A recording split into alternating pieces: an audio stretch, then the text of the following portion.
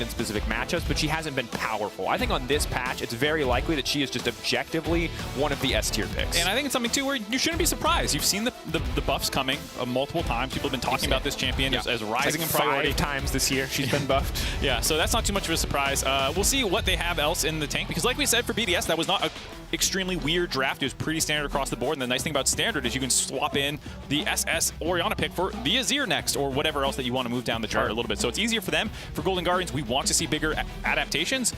Not so far with the Taliyah first pick slammed again. Yeah, I'm curious to see exactly what they do decide to go for in the mid lane. Like, there could be something like the Sindra coming through from Nuke, or we end up going back towards Azir. But Ezreal going to be taken for granted. Ezreal's really strong at the moment. Like, genuinely, he's very, very strong. So I'm not fully surprised to see it coming through. You can go for the Triforce, you even go for the press the attack in lane if you want to play that more aggressive style in lane. But Ezreal is definitely one of the premier picks at the moment. I would have to see now if Crownie can try and have that moment. Stixxay, is he going to lock in the Kalista? This would be a bold bet, but I like it. Something aggressive for the bottom side of the map certainly allows Huhi to make plays as well. I mean, I think back to like 2016 Stixxay, Kalista. Yeah, there was a meta where he was pretty good. It was Caitlyn Kalista. When Huhi used to play a different role. Yeah, we'll see if they can make it work. I think it's also possibly getting pushed in over and over again and just being like, we want more agency, we want more things to do in the bot side. I think also there's something to say about sticking with your guns. If you've played a lot of Taliyah and scrims, it was one of your best performing champions. Yes, you got slammed on it. I know everyone's going to be like, Taliyah again! But if this is what you've had a lot of success on, I don't think you should throw it out when so many other things went wrong in that game immediately. And that's why you also see them kind of going back to the Cassante. Okay. Garen, all right, so this is some of the stuff we were talking about where BDS starts flexing. Yeah, I know. You're going to learn today, Mark. You're going to learn today. I hope, maybe. Ooh, I'm always nervous. I don't pretend like I have full faith in this pick. I don't. I'm nervous. You have the momentum. You can go as hard as you want right now. This is where they bring out the Yuumi, and you got Ezreal Yuumi and Garen Yuumi. Oh my God! But seriously, Reckless is behind them, like the spirit of him. The original love triangle: Garen, Ezreal, Yuumi. Yeah. How do you resolve it? Nobody knows.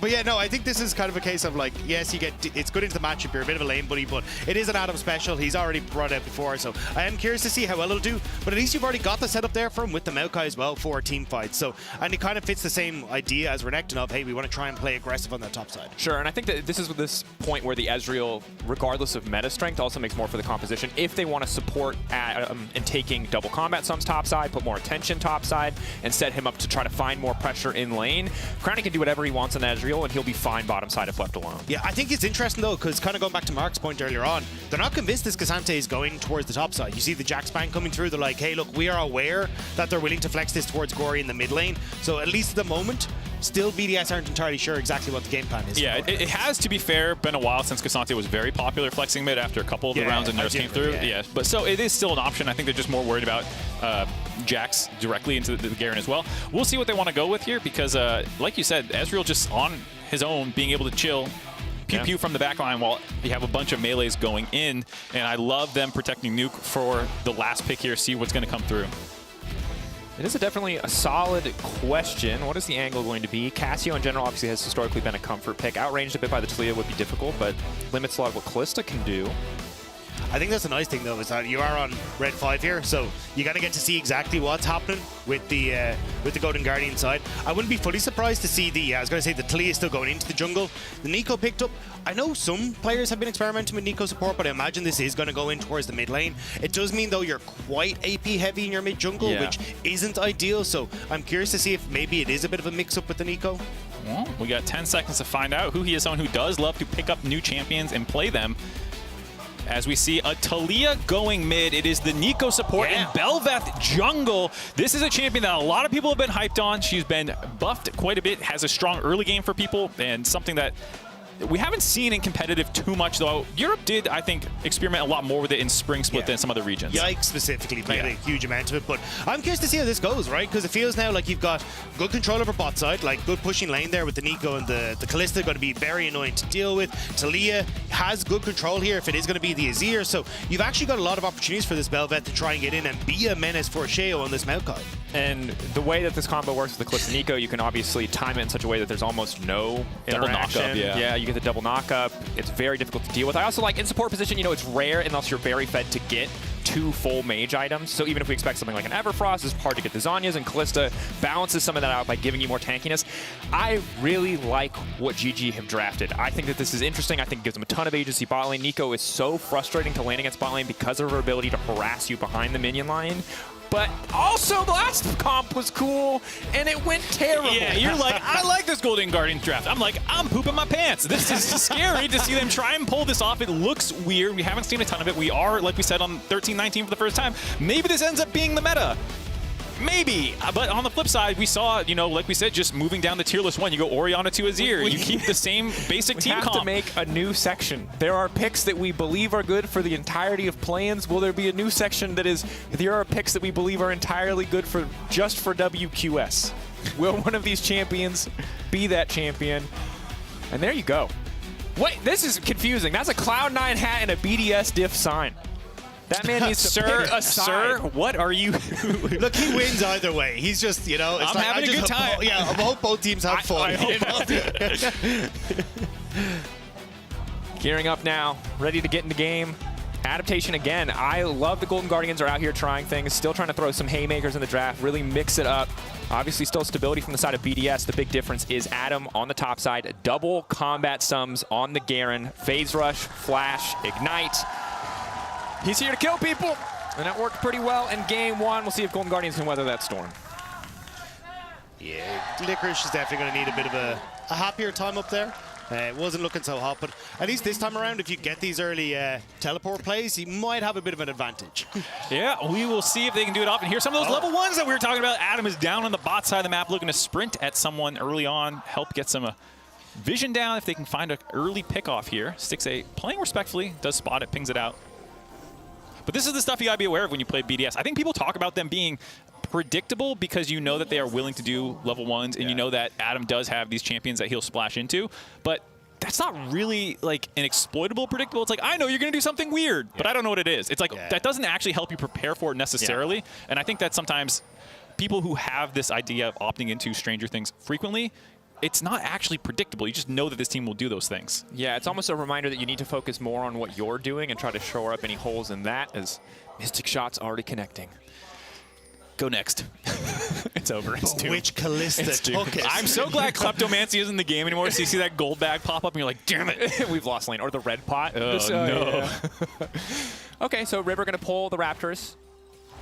Bit awkward, obviously, at the level 1. River going to be much stronger. Forecast of the queue if you get the spacing right. And this is a bit awkward overall, as Nuke is going to get pushed in by the Talia level 1 as well. Yeah, exactly. The mid lane, Gory should be able to get the shove and support his jungler faster. So I think both these guys are just going to stare at each other and see who can maybe get the smite down. I will say, though, the longer this lasts, like, Sheo does more with less levels, right? So as long as they stand here, Sheo's like, oh, this is actually all right. Like, I'm not the one that needs to do well and scale quickly. Yeah, Gory and River down to get crazy, though. So if you guys want to have a staring contest and the winner goes game 3, you know, there you go. I think that the argument for doing this for River, even if you're the champion who values the farm more, is, one, you're clear in isolation without a couple abilities is going to be stronger. And additionally, your lanes are winning right now. You have mid, top, and bot prio. And if the jungler can't play the game, this is so funny because right now, NA jungler is doing this to us, but in 2018 Vitality, a guy named Mowgli did this to everyone. We have a name, it's called psychopathing. You show up and you say, I'm going to fight you at every camp. Neither of us will play the game. Let's see whose laners are better. Is it pathing if you don't move?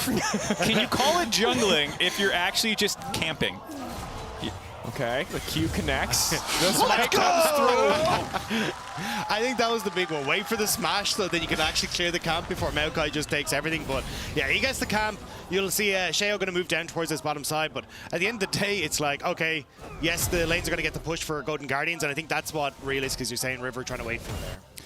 Yeah, so he's going again. Wow, he's keeping the aggression up. Doesn't actually do any of his camps. He wants to meet Sheo at level 1 and try and kill him before he can get this next camp down. Ooh, level 2 just barely coming through, flashing out to safety. But River owns the jungle right now. You can already see bot lane moving up. Fake Belveth waiting in the wings. And, well, Sheo was a problem in the previous game, keeping it standard, and he's not going to get that opportunity this time around. River completely dominating the jungle. There's the NA fans. Shout out to you.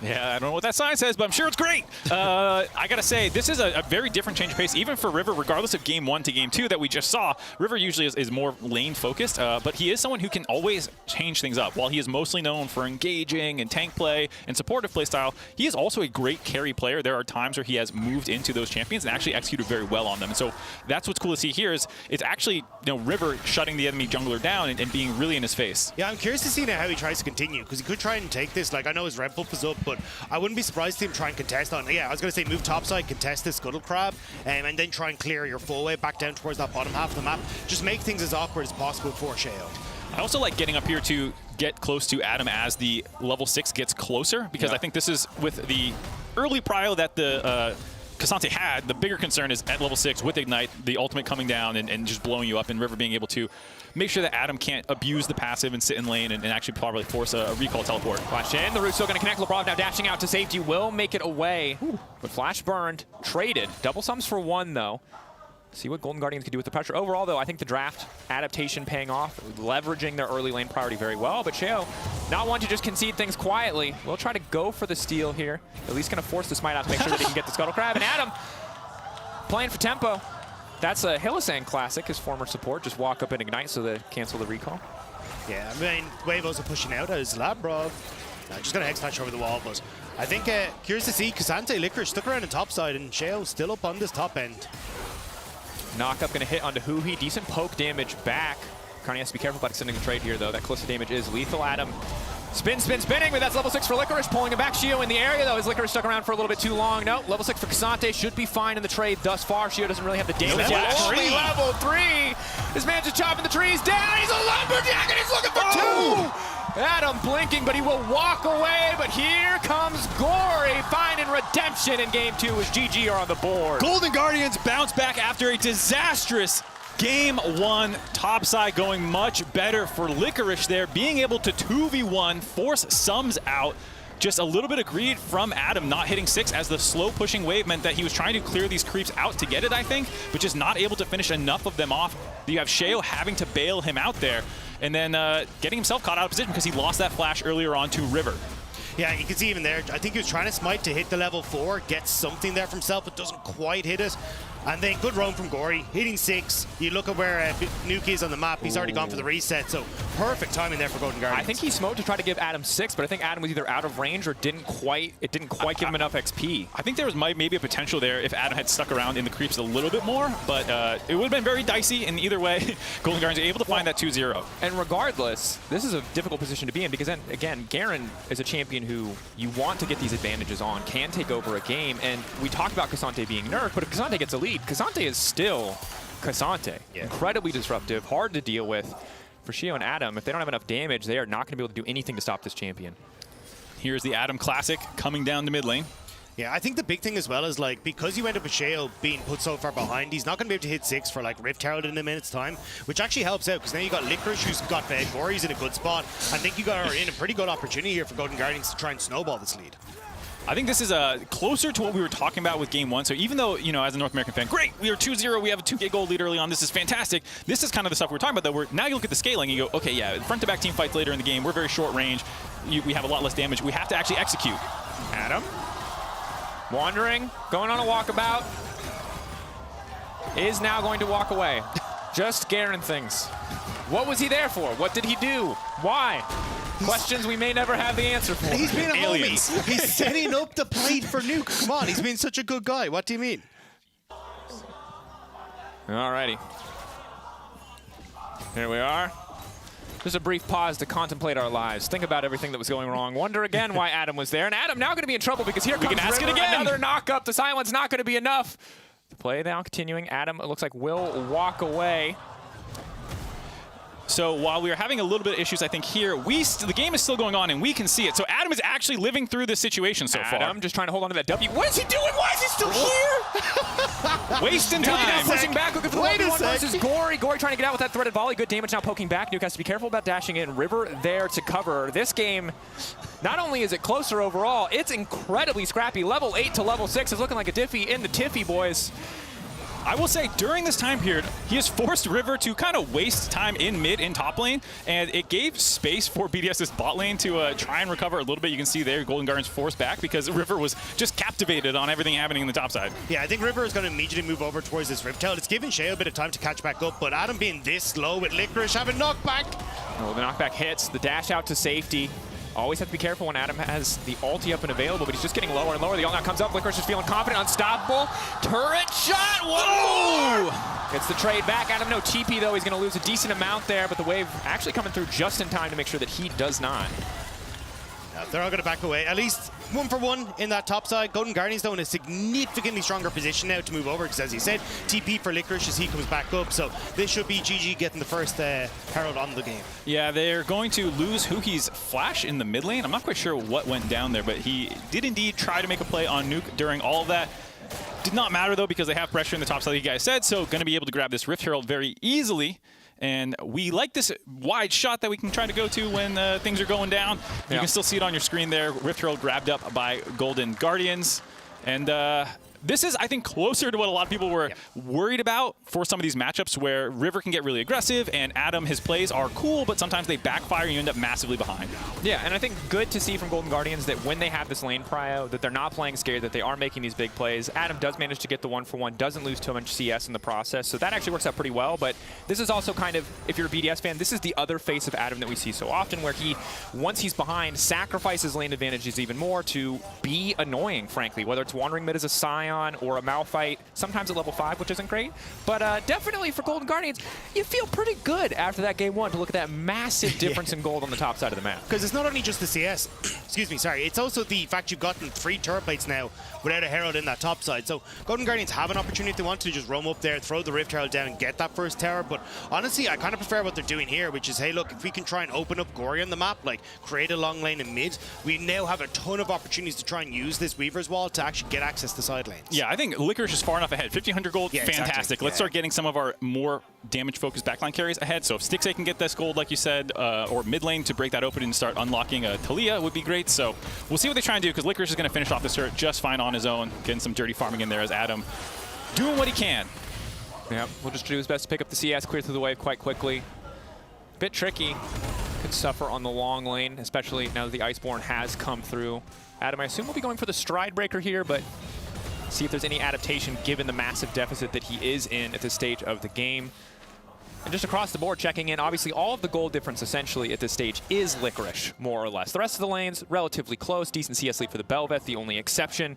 So top really is the strong point for Golden Guardians. Yeah, and I think on the opposite side for BDS, you kind of have to find a way to try and shut this down. Like, give yourself time for Azir to come online, for Crownie to hit 2 items. But the problem is, we already kind of highlighted at the start of the game, like all lanes are winning lanes at the moment for Golden Guardians. Like Gory has push, Licorice is monstrous, Stixxay and Huhi are still keeping a lot of control over that bottom side. So finding opportunities to slow this down isn't there, especially with this next dragon up, and already the rest of Golden Guardians are moving into position. That's exactly where I was about to go next. The Golden Guardians are on top of the dragon timings here. You're starting the stacking going to make sure that BDS cannot just comfortably scale through the whole time. Oh, he knows! This man can count minions! He counts so damn good! I don't know how he did it. I don't know how he knew. They teach counting in school in Europe, apparently. There it is. Saw that one coming. Un, deux, trois, whatever 4 is in French. Got him. I'm actually curious, because like there's obviously the scoreboard trick where you can hold up the scoreboard, and if Nico is visible but you don't see her on the map, you're like, she is a minion. So I'm curious if someone was like looking at the scoreboard going, or look, if the second Nico's he saw somewhere. the 4th melee, he just knew was one like, of them was go there for and it. fished for it. Yeah, I mean, Huhi also has been doing this over and over on the bot side. We saw earlier him trying to dodge a Mystic shot like that, and this is a bit of a disaster as we were just hyping up the Golden Guardians game plan of dragon stacking online. Here we go, and then boom, your support drops in the mid lane, gives a free dragon to BDS to stall out on that, and now you get the Chemtech Soul. Yeah. Not ideal. Most certainly. I think the awkward thing there is just, did Huhi need to make that play? Could they have just had dragon control? We don't ask without those kinds of questions. But clearly keen to get something done there. Can is the question. Should doesn't exist. All right. The answer was also no. So, bit of a tricky one there. But credit to Golden Guardians, even though they do lose that, they get some use the Herald on the bottom side. Again, top lane's already good. Don't need to use the Herald there. Now, though, the dash into safety. Nuke's still winning this trade. Gory playing incredibly risky here, has no one in the area. Nuke, of course, not feeling confident enough to flash in or over-pursue in that trade. As Golden Guardians, once again, just trying to contest in the jungle. Blue buff will go over to Shio, though. During that time, Licorice drops the top side of the turret. I do like Nuke here kind of recognizing that they need to do something to stop this slow Golden Guardians creep of advantages. The Gold Lead continues to grow despite that mistake in the mid lane. And Nuke here getting Prio back against Goric, getting him low, at least stops the Taliyah from comboing with the others pushing side lanes. And I think that's actually really nice to see out of him, recognizing I've got to play more aggressive here than maybe I ideally want to. I can just sit back and farm. Yeah, it also made it a little bit tough for the Golden Guardians push into the jungle as well. But yeah, I mean, looks like just immediately saw the fourth was like I'm impressed he knew immediately that it was the first one, but I suppose technically those two waves want to meet in the middle of the lane, right? So you see the first one, it's like, oh, this is off. Sometimes the replays are a little bit finicky, but the minion positioning when you watch it back, that minion is slightly out of position. Yeah. So he did not practice the minion march before making that play in the mid lane. It did look a little bit more apparent in the replay than I think it did initially. So regardless, good on Nuke to sniff it out. Does not get them out of the hole at this stage. Still a pretty massive gold lead for Golden Guardians. Mid was already ahead. Balanced out now by the fact that Nuke obviously was able to pick up that kill, but still a small lead for Gory and a massive lead for Licorice on the top side. Adam going for the Stride Breaker as expected, but what is he actually going to be able to do, or is he going to just be trapped under this tower most of the game? I do like this kind of lane setup here, though, where Licorice has been a bit of a problem for Adam, so you keep Adam in the top side to go up against Gory, while Licorice has moved down to the bot side, and you leave Nuke there to just try and wave clear against him. We'll see if he has any more success just holding on to turrets than Adam was having. Yeah, even just clearing the wave out before it hits the tower, because that seemed to be the big one, is Licorice just having that demolish, making it very, very tough. But again, it gives River the opportunity to just get us in, be a nuisance against Sheo, like steal away his topside camps. Looks like you're going to try and respond here by BDS on this bottom side. And might even maybe look for something on Licorice, but I think at this stage she's too far ahead to really try and contest for some sort of dive or anything. No, I think this is just good map split play by BDS. You know that Adam is your weak side of the map. You're kind of giving that over as he has to burn his flash to survive there. You're sacking your top side. Adam still playing up as he does, but during that time, the rest of BDS getting things down the bot side of the map. The problem is, though, that they're moving people like Crowny up to try and facilitate that and make sure that Adam is going to be okay, which now gives up your mid control as well for Rift Herald that's going to be coming up. So even though it's like, oh, Adam kind of like being a bit cheeky, it is costing them, and even Sheo there trying to cover that mid wave now has to burn his flash. Could be tricky in the fights to come as well. Looks like he's going for Proto Belt, so more of an aggressive option than the CC of an Everfrost, or a defensive option like the Hourglass, so they imagine that could be the second item regardless. Setup is there. Herald should be taking care of it. You can't really contest a Kalista here, but BDS might fish for it anyway.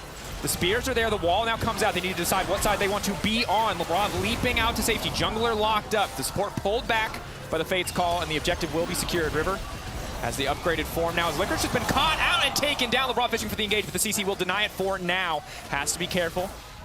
BDS will walk away. They do not get the objective, but they do get the free kill. Licorice taken out of the equation. Yeah, second time in a row, Huki's ultimates have not been able to lock down key members. Ends up a bit isolated and presents someone that, at the end of the day, it's Licorice who drops, trying to get him out of there. Bought enough time for Golden Guardians to get the Rift Herald, but the pressure is completely relieved now. And you can see instantly BDS able to get some turret damage down on the bot side. Nuke actually teleporting down there. Yeah, I think it's going to be a case of can River respond with the Rift Herald, like actually get some of this pressure back. At least Nuke TP and bot side. I don't think he'll be able to get this bot lane tower, especially with River in the area. Nuke dash out to safety. Knockup will not connect. River obviously would love to get something. You played against Bel'Veth, you know this. Herald, very important for Bel'Veth, so it's not just a normal Herald, it's a Bel'Veth Herald. Really want to make sure you value that. I think it's going to be a take two here, though, where Golden Guardians like rotate mid, you get River into position, try and get this mid lane tower down. Dragon in 30 seconds, like try and get the mid lane turret down. You can move in towards River there, set up your vision significantly easier, but I think with the amount of ultimates that they have down, doesn't look like they're as confident to try and push forward there. I think that's really important to call out because, again, Hugi is a very squishy boy. The Fate's call got him out of jail there for an engage that ultimately wasn't super effective, as well as the life of Licorice. He does not have that luxury this time around. The Pop Blossom will be available, so creative angles, turning into minions, maybe he can make it work, but the ulti won't be there from Stixxay. Yeah, BDS, I think, knowing the long timer on the Kalista ultimate, are trying to contest some good chip damage there, though, onto Lebrov as the key engager for BDS to chunk him out early on. And this is kind of where Maokai shines, right, where you want to try and get that space back. You throw in a couple of these saplings, force Golden Guardians back, try and get space, but again, you can see Nuke moving up towards his top side. Looks like BDS are like, look, we're just going to trade. It's only second Dragon for Golden Guardians. It's not going to be too much value, and we can instead look to try and push elsewhere, but Adam, he's now caught between a rock and a hard place. Yeah, the minions are coming in, so River's going to finish off this objective by himself, and it'll be a three-man collapse onto Adam, who is not particularly tanky. Does have the Stride Breaker finish. Actually, he's going to hop onto Stixxay. Just cleanses, just starts to walk him down. Is he just going to have a Garen moment? He is! He is! He did the math! He knew and he will die for it! But that's just Garen things, baby. Oh, he attacks Golden Guardians as they try and go for a pincer move. He picks one person, singles him out. Stixxay draws the short straw, getting too close to Adam, who just runs him down. They still grab the turret. They still have pressure, but that is a nice little take back from Adam. BDS can count. They can do math. They clearly, they can run at you. They can run at you. What can't they do? Right now, defend mid lane is the answer. So the Herald will push in. The second charge shouldn't come through here as Crownie leaps in to try to hit the eye. Will be denied. Overall, gold lead still to the side of GG, but a bit of a fumble there from Stixxay to get caught out. Yeah, a couple little stumbles here out of Golden Guardians so far. You have, obviously, the Rift Herald that went a little sour. Then you have this play. And these are the kinds of things that can get very dangerous against a team comp like BDS, where they can slowly not let the gold lead extend too much. It's still 3.5, which is where it's been for, it feels like, the last 5 or 10 minutes. Yeah, I mean, this was just...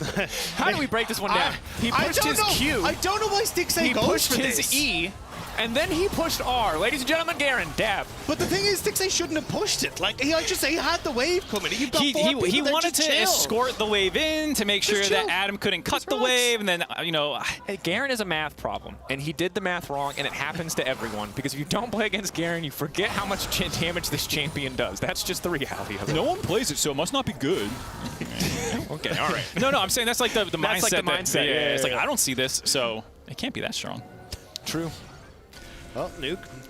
Gonna find River out here. Ooh, clean sidestep. Nuke, where's the dash gonna go? The knockup now coming through. Nuke surely dead. Flash to safety. Dash! It's clean! The backstep! But it's not enough because here comes River. He's just gonna slap him with his slappy hands and find the kill. This is a good job from Golden Guardians. Like, they've been playing BDS every time they overextended side lanes. Now Labrov might be overextended as well. This knockup, empowered Blasco. We'll take him out to safety.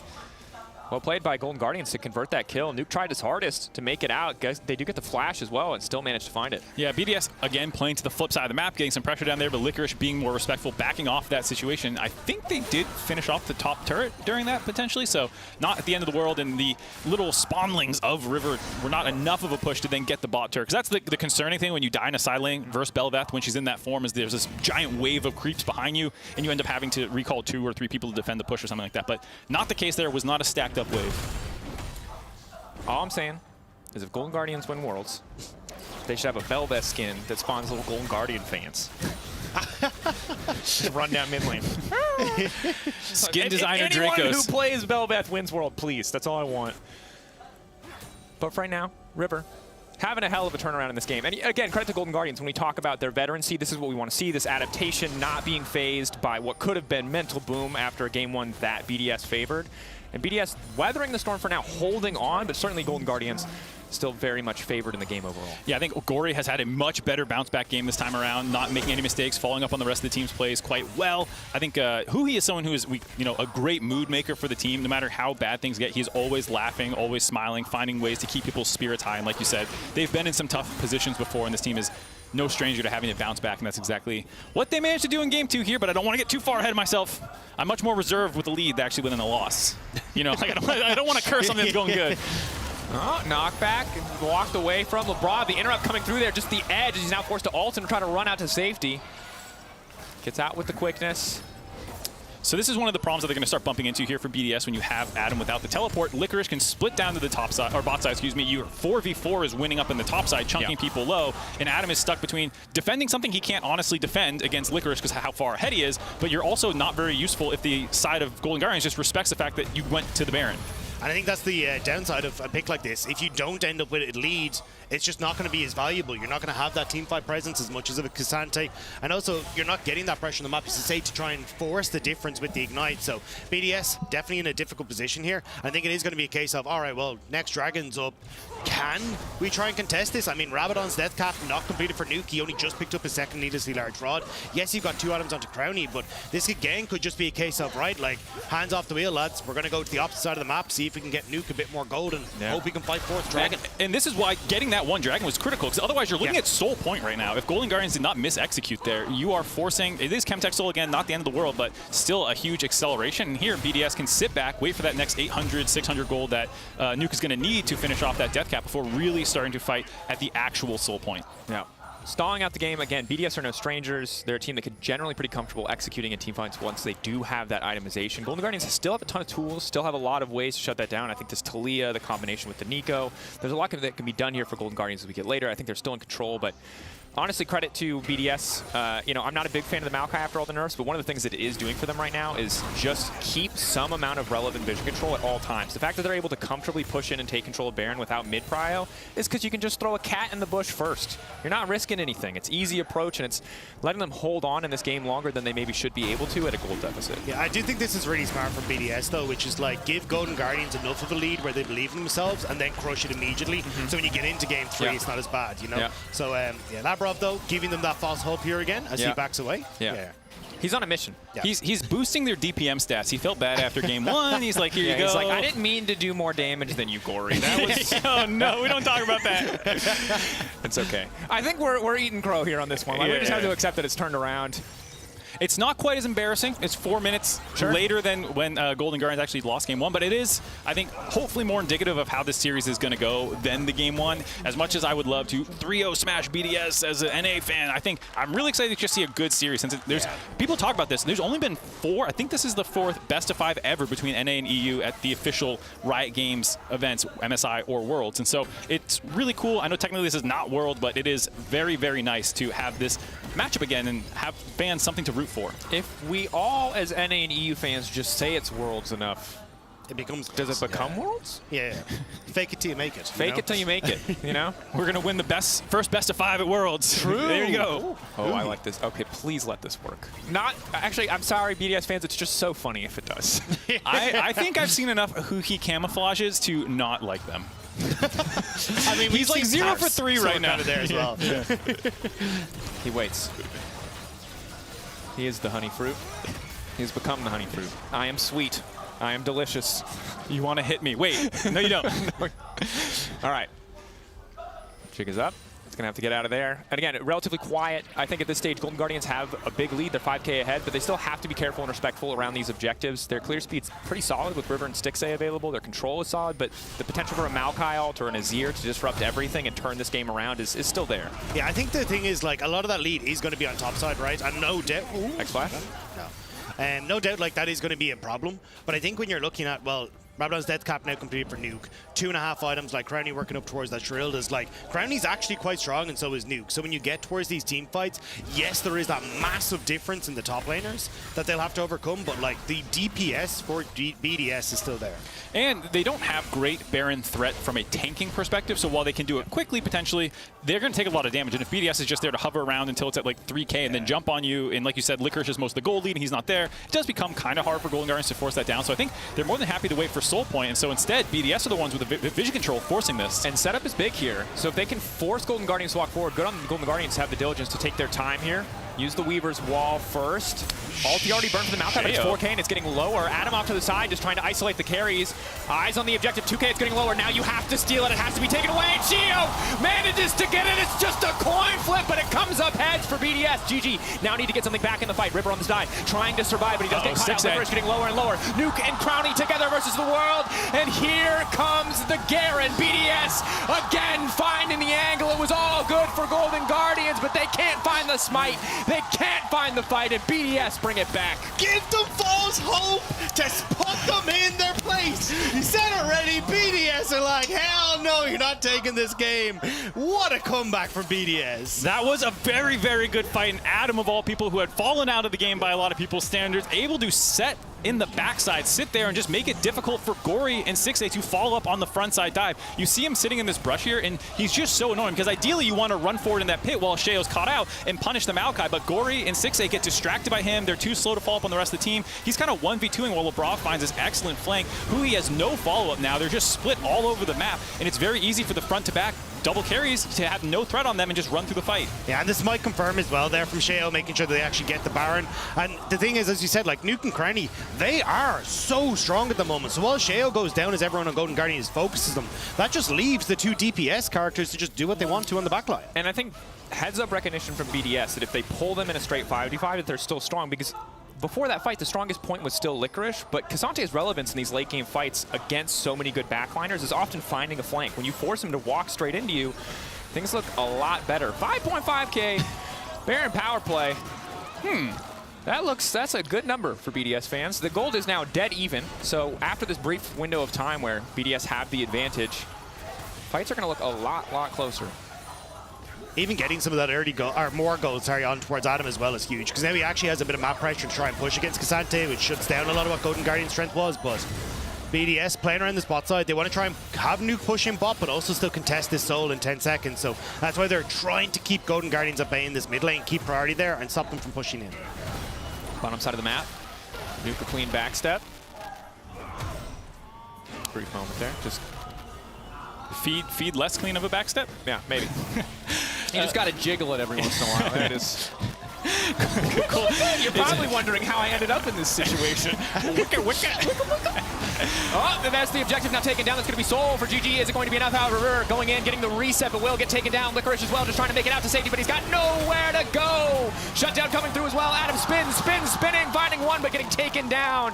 Stixay, Gory, what can they do in this exchange? They are backing off, I think, right now. The Baron usage, they already got 5,000 goldie, but for Golden Guardians, it's pretty huge to actually have this soul point in your side. So if you can weather this Baron, keep the goldie close to even, of course, BDS has better scaling, but the copium angle now is at least you have the soul point locked down for your team. Yeah, I think the sad part is that 2 of your members died in that place, and now you get to push in on bot side. They're already contesting mid as well, so you're going to lose a lot of map pressure here for Golden Guardians. So actually trying to step outside your base is going to become quite tough. At least Gory has push in top side to kind of help that, but that's going to be the next point of attack. So here you see the secure. The rest of the team was kind of helping out Nuka, felt like, and got a little distracted from just securing that. And River does give his life with Licorice to actually go ahead and grab that. But on the backside of the fight, Adam was again trying to focus on the carries. He gets one, to be fair, and yet again, it feels like at least he'll always be going 1 for 1. Yeah. So he's going to be a big problem for the rest of this game. Huhi's life sucks, is the truth. Because no matter how strong his carries are, he's always getting one shot by that Darius. Well, and to be fair, his carries are not like great tank punching champions necessarily. So if Adam is able to kind of just, you know, put the resist on you, run at them, they're not going to burn you down super, super quickly. And you can usually get a fair amount of damage out no matter what. All right. But here we are. The gold, slightly in favor of BDS. The soul, in favor of Golden Guardians. And this is exactly what we wanted. A closer matchup. Maybe not exactly how you wanted it. You would have liked this in game 3, you perhaps, loving this, after Mark? the start. You happy, Mark? You can't see him, but Yes. his face is doing that thing it does when you eat a lemon. Not that you would eat a lemon for any particular I'm reason. enjoying this. I'm a professional This is- caster let for me Riot check. Games. I enjoy all League of Legends equally. I'm happy. I will say, for BDS, it is a cool story to have them here trying to make it into Worlds after being such a young team, falling short in the reverse sweep in Spring Split to miss MSI, give that spot over to Mad Lions. It is cool to see them having this shot at redemption here to take down also just a regional rival in a sense, or interregional rival. Yeah. Is it a rivalry? The Last best of 5 between these regions was won Is by their North region America. LCS? Is our region LEC? It's a rivalry. I don't care.